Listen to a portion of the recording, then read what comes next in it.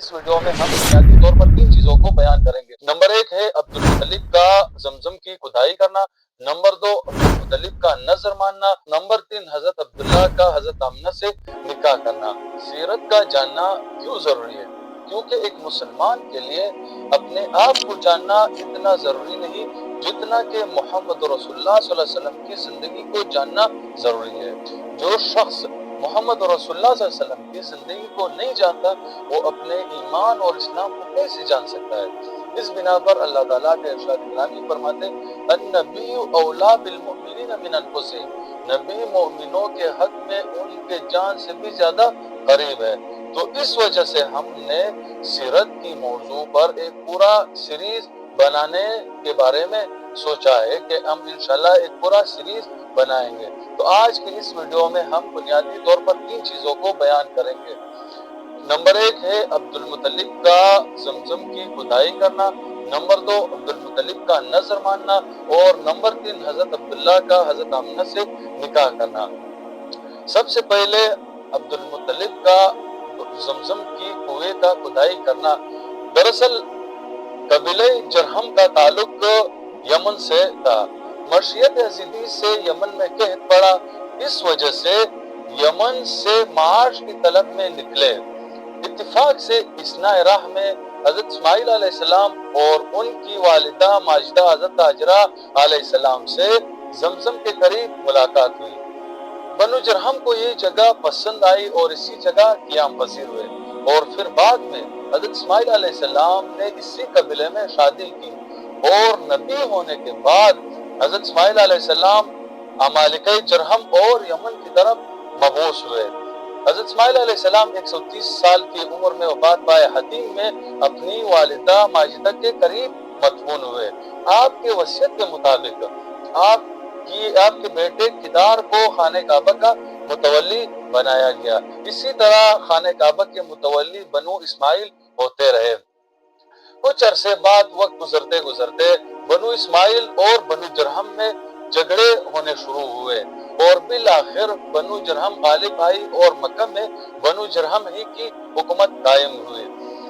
کچھ روز کے بعد بنو جرہم کے حکام نے لوگوں پر ظلم ڈالنا شروع کیا، یہاں تک کہ اولاد اسماعیل کو خانہ کعبہ سے نکال کر اطراف و جانب میں آباد ہوئے۔ جب ظلم اور ستم اور فسق فجور اور بیت اللہ کی بے حرمتی حد سے گزر گئی تو اطراف میں قبائل عرب نے بنو جرہم کے خلاف مقابلے کے لیے کھڑے ہوئے، اور بالآخر مجبوراً بنو جرہم نے مکہ کو چھوڑا اور مکہ کو چھوڑنا پڑا۔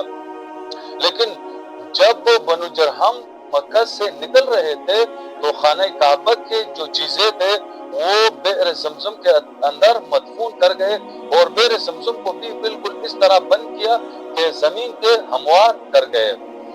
جیسے ہی بنو جرہم مکہ سے نکل رہے تھے بنو اسماعیل واپس مکہ آ کے مکہ میں آباد ہوئے، لیکن وقت گزرنے کے ساتھ ساتھ کبھی بھی کسی کو بئر زمزم کے بارے میں کوئی خیال تک نہ آیا، یہاں تک کہ جب اللہ تعالیٰ کو یہ منظور ہوا کہ بئر زمزم جو عرصہ دراز سے بند و بے نام نشان ہے اس کو ظاہر کیا جائے، تو جب حکومت اور سرداری عبدالمطلب کے قبضے میں آئی تو اس وقت عبدالمطلب فرماتے ہیں کہ میں نے ایک دن خواب دیکھا۔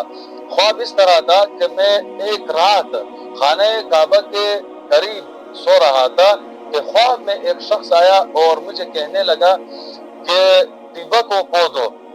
میں نے کہا طیبہ کیا ہے؟ تو وہ چلا گیا۔ دوسری رات پھر وہی شخص آیا اور کہنے لگا برہ کو کھودو۔ میں نے کہا برہ کیا ہے؟ تو وہ شخص پھر چلا گیا۔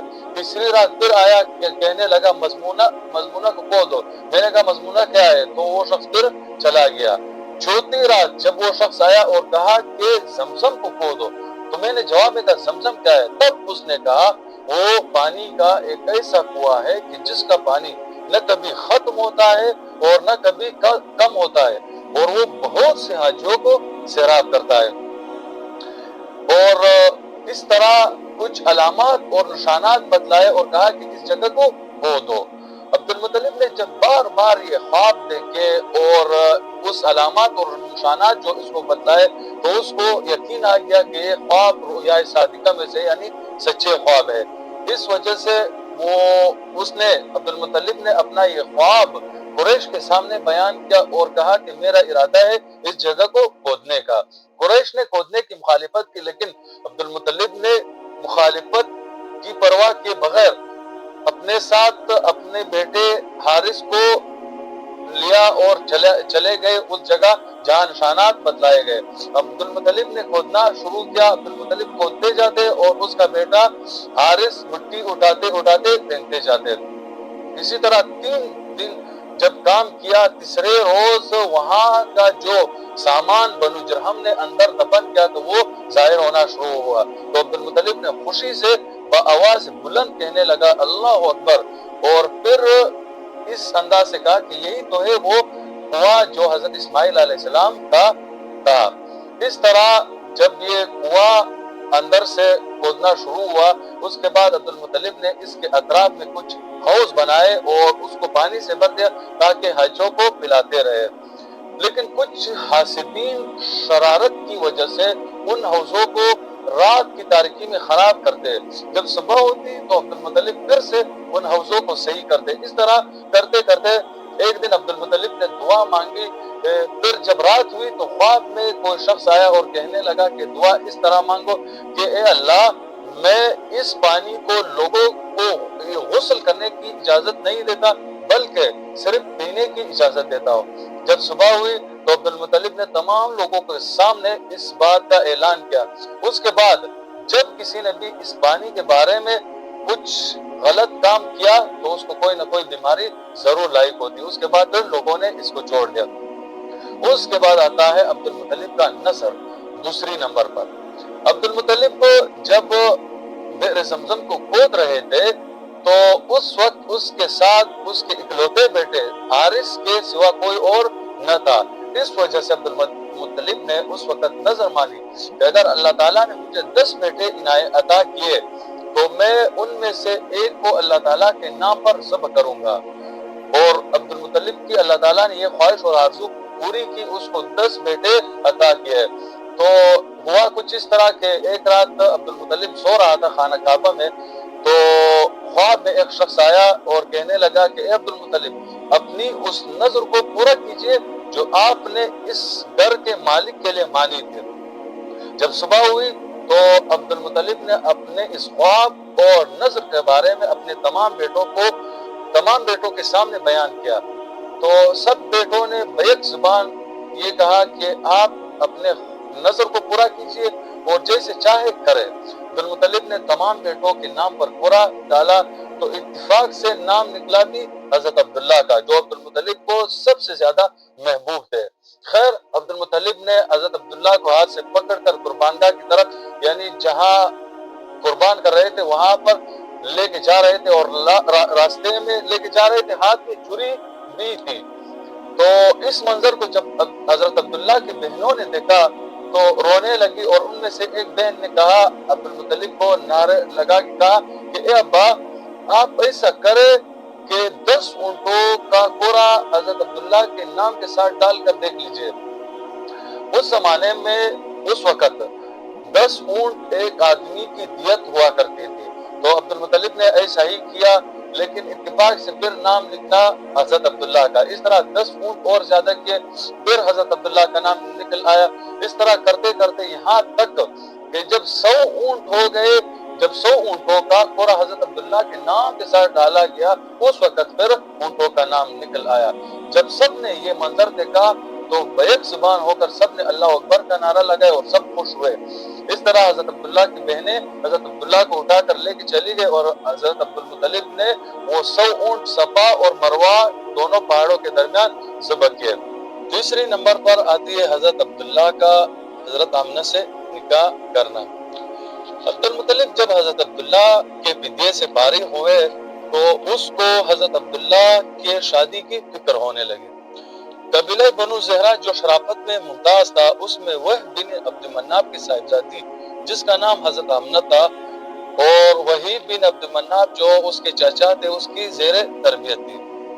اس کو حضرت عبداللہ کے نکاح کا پیغام بھیجا اور خود وحید بن عبد مناف کی صاحبزادی جس کا نام خولا تھا اپنے نکاح کا پیغام بھیجا۔ اس طرح ایک مجلس میں 2 نکاح ہوئے۔ حضرت ابن عباس رضی اللہ عنہ سے مروی فرماتے ہیں کہ جب عبد المطلب حضرت عبداللہ کو نکاح کے لیے لے کے جا رہے تھے تو راستے میں ایک یہودی عورت جس کا نام فاطمہ بن مرہ تھا اور تورات اور انجیل کو بخوبی جانتی تھی، اس سے ملاقات ہوئی۔ اس نے جب حضرت عبداللہ کو دیکھا تو اس کو حضرت عبداللہ کے چہرے میں نور نبوت نظر آئی، تو اس نے حضرت عبداللہ کو آواز دی اور اپنی طرف بلایا اور کہنے لگی کہ آپ میرے ساتھ اس دعاجی تعلق قائم کرو اور اس کے بدلے میں تمہیں 100 اونٹ دوں گا۔ حضرت عبداللہ نے اس کا یہ انکار کچھ اشعار کے طرز میں کیا اور وہاں سے روانہ ہوئے۔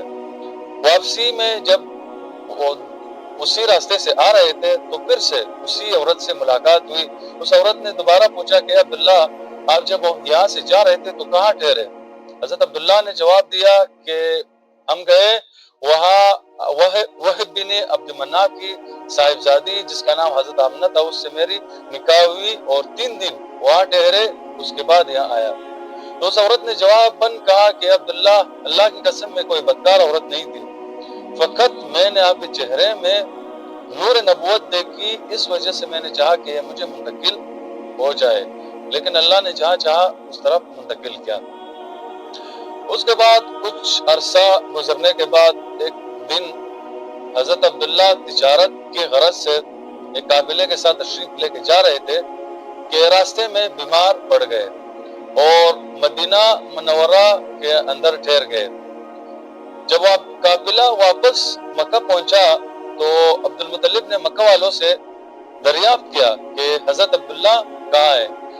قافلے والوں نے اس کے بارے میں بتایا کہ وہ بیمار ہو گئے اور مدینہ میں ہی ٹھہرے مقیم ہوئے، تو عبد المطلب نے اپنے بڑے بیٹے حارث کو اس کے لیے روانہ کیا۔